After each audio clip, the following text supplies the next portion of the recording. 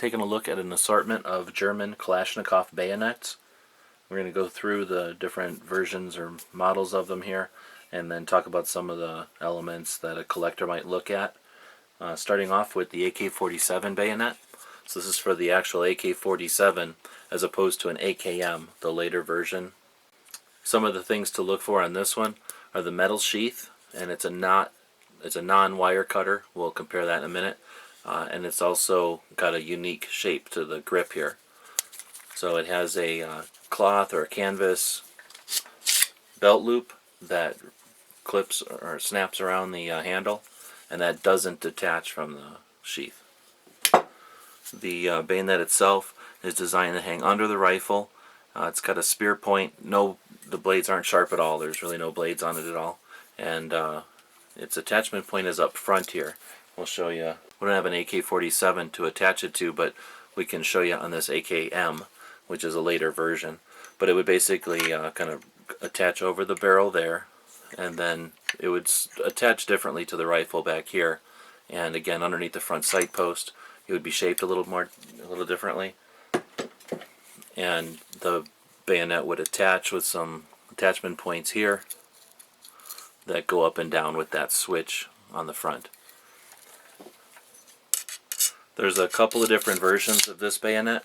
We have two versions of it here, and the easiest way to tell them apart is from the way that the internal spring that holds tension on the blade so it doesn't fall out is attached with a rivet on the earlier models, and then with this spring on the later models. And it's a different shape. It's pretty easy to identify. There's actually a third version that we don't have here, but it's kind of a bigger rivet. One of the other differences, you can see the colors of the canvas there are a little greener on this one, a little more tan on this one.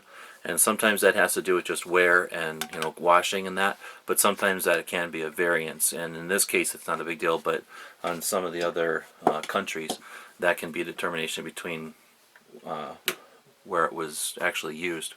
So then from the AK-47, we move into what's called the AKM, which is the more modern version of the AK-47. It's still 7.62 by 39. It has nothing to do with milled or stamped receivers. There are no milled German rifles that I'm aware of. It's just the more modern versions with some updates.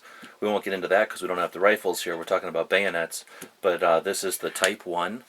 So the first version of the AKM bayonet. And it's a lot different for sure, but there's actually some qualities that it shares. It's got a metal or a steel sheath. It's got a rubber insulator. It's got a frog now, so in other words a separate belt loop and sort of a hook or a peg and a slit in the leather here for wrapping around the handle, and then it attaches and detaches with this sort of keyring looking clip thing here on a piece of wire on the back of the sheath. The handle of the blade is black again, but this time it's Bakelite. It's this sort of club foot shaped weird. A lot of people don't like this shape. Very much like the Romanian ones we see all the time on Wassers, except again in black, so it's really easy to identify as being German. It has a cotton wrist strap, and then of course we're into the wire cutter style blades. One of the more interesting blade shapes for any bayonet out there in my opinion. It's got the serrations all along the top. It's got the pretty exaggerated bowie tip, and then of course that oval slot in the center there.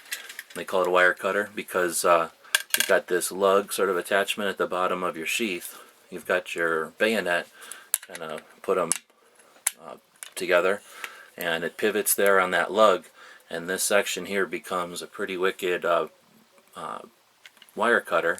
It's also a pretty crude torture device, so pretty nasty bayonet. Because the Bakelite is insulated and the rubber here is insulated, you could also cut electric barbed wire with it. We mentioned it has this sort of belt clip thing, and that's because if this was on your belt, you could clip the sheath off, use it as a wire cutter, and then put it back together, and then put it back onto your belt real easily with that clip thing. So these are the Type 1s. Now, in my opinion, these don't always attach to a rifle as easily as the later Type 2s. So we're taking a look. This is an AKM, so this is the correct rifle for this bayonet, and it has sort of this area up front that it'll fit underneath the front sight post, and then of course it's got its slot in the back here that the bayonet lug, or that fits over the bayonet lug. It's got the ring that fits over the barrel, and you can see that you have to line up the back here to be, to be going into the channel there.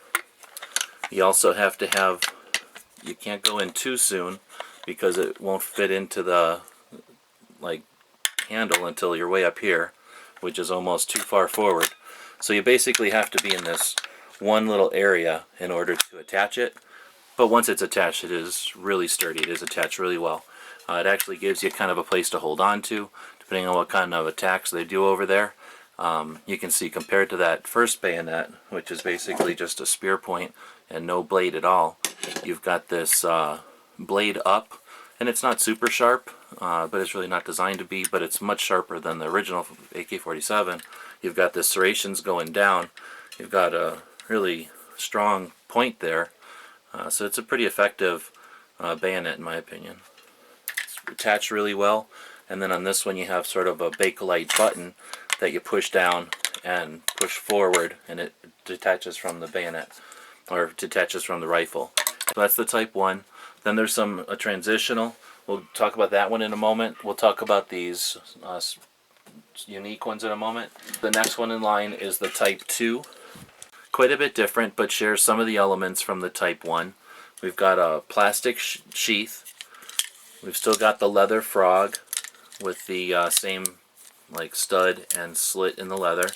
And then we've got a Bakelite handle, but now instead of having that sort of oversized club foot, it's a lot more along the lines of the shape of a regular knife.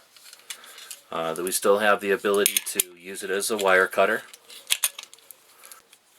And we still got the canvas strap on the back there. One of the things to mention about all Kalashnikov bayonets is you'll notice there's this polish or this streak, and that's because there's a spring in here. On this one you push in here and then it'll come out. Now this is just all plastic except for this piece of metal impregnated into the plastic. But this spring is what holds it in there, and you can see that as it's put tension on it this way inside the sheath, it also puts tension on these two wings. So as the blade goes in, you can see that there's these points of contact, and those are every time you push the blade in and out of the sheath, it's creating these streaks or these polishes there. And it's just the nature of pretty much all the AK or all the Kalashnikov bayonets. It's easy to put back in because the little button cut or punch there isn't on both sides, so it's easy to remember how to put it back together. After getting it all muddy or something, it's a good idea to clean all that out. So moving on with the bayonets, we had our early Type 2, and then this is a later Type 2, and the big difference is pretty much the black handles again. There are some variations, and that would be the transitional, and you can see this one is how it was issued, and again, a reason why you want to keep your bayonets the way you get them. You may have gotten this one and thought that somebody just mismatched a Type 2 sheath with a Type 1 bayonet, but that's not the case. This is what's called a transitional, and a lot of countries have these, and it's basically, the factories issued enough of these that it became a variant or a version or a model, and sometimes they might have issued these for years before they ran out of the bayonets or vice versa. Another thing that's unique with the German bayonets is their trainer. This is their training bayonet, and although it looks nothing at all like an actual AK-47 or a Kalashnikov bayonet, it's a spring-loaded plunger with this sort of rubber thing on the end, and it uses the training rifle, and you can see it here on the end of the training rifle. And then the rifle is the same shape and dimensions as an AK-47, so that way the soldiers could train with that and not need an actual AK. I imagine cost-wise that was probably an issue. Another variation is we're talking 1947 for the AK-47 bayonet. Then we're talking about 1965 for the Type 1. Then it was like 1985 when they went to the Type 2. So then about the time that the Berlin Wall fell, the Cold War ended, all the East German stuff was coming across to West Germany, and West Germany had been using the G36 rifle.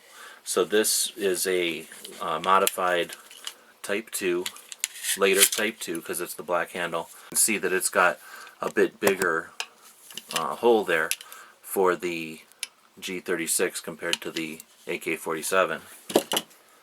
The other big modification to these was that they have a canvas and plastic frog so that they could be used with the West German web gear. Of course, the best thing about German Kalashnikov bayonets is the KM87, the ultimate of all AK bayonets.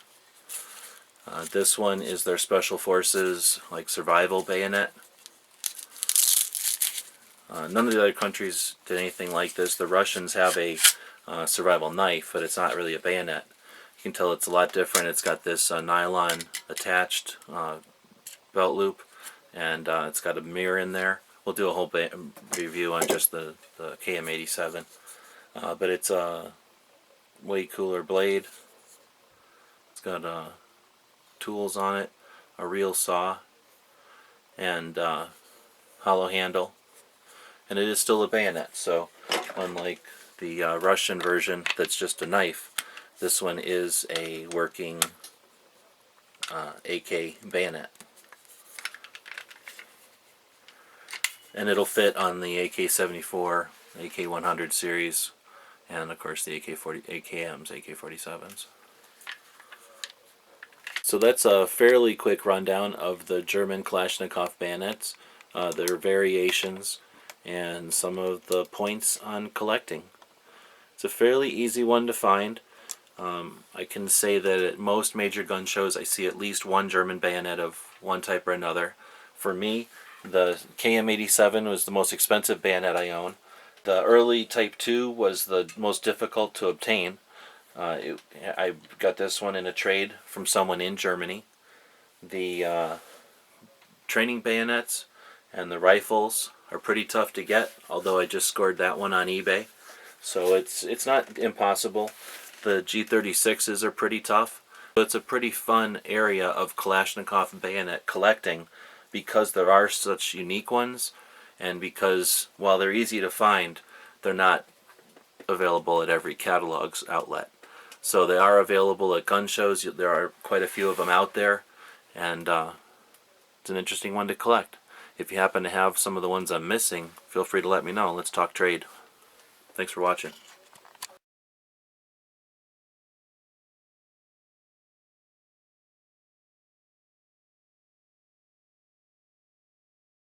The guys and gals of GunWebsites.com encourage you to take a CCW class every year, practice at least once a month, and carry every day. Thanks for watching GunWebsites.com.